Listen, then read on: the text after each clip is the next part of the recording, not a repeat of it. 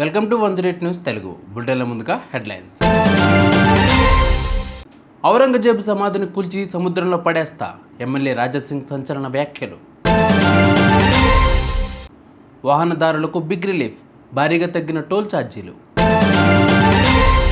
Neha Kakkar concert నిర్వాహకులకు 4.52 కోట్ల నష్టం. ఇది కదా సక్సెస్ అంటే. రాజస్థాన్ రాయల్స్ కెప్టెన్గా రియాన్ పరాగ్ తొలి విజయం. బీజేపీ ఎమ్మెల్యే రాజాసింగ్ మరోసారి సంచలన వ్యాఖ్యలు చేశారు.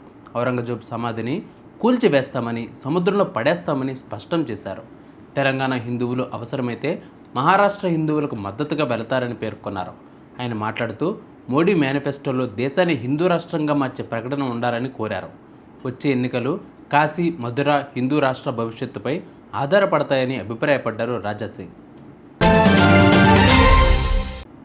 హైదరాబాద్ విజయవాడ నేషనల్ హైవేపై టోల్ ఛార్జీలు తగ్గాయి. ఈ అర్ధరాత్రి అంటే ఏప్రిల్ 1 నుంచి తగ్గిన రుసుములు అమల్లోకి రానున్నాయి. ఈ హైవేపై 3 టోల్ ప్లాజాలు పతంగి, కొర్లపహాడ్, చిల్లకల్లు ఉన్నాయి. పతంగి వద్ద కార్లు, జీపులు, వ్యాన్లకు 15, రెండు వైపులా కలిపి 30, బస్సు, ట్రక్కులకు 50 రూపాయలు, రెండు వైపులా కలిపి 75 వరకు తగ్గించారు. చిల్లుకల్లు వద్ద అన్ని వాహనాలకు ఒకవైపుకు 5, ఇరువైపులా కలిపి 10 రూపాయలకు కుదించారు.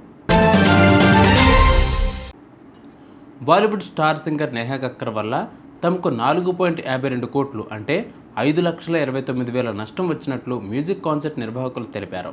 ఆమె షో వల్ల తాము తీవ్రంగా నష్టపోయామని సోషల్ మీడియా వేదికగా ప్రకటించారు. ఆమె తమకు డబ్బులు తిరిగి చెల్లించాలని వారు డిమాండ్ చేశారు. మెల్బోర్న్ ఏర్పాటు చేసిన మ్యూజిక్ కాన్సర్ట్ నేహా 3 గంటలు ఆలస్యంగా వెళ్లారు. దీనితో తనకు నిర్వాహకులు డబ్బులు చెల్లించలేదని ఆమె ఆరోపించారు. నిన్న సిఎస్కేపై ఆర్ఆర్ ఘన విజయం సాధించింది. కెప్టెన్ రియాన్ పరాగ్ కెప్టెన్సీలో ఆ జట్టుకు ఇది తొలి గెలుపు.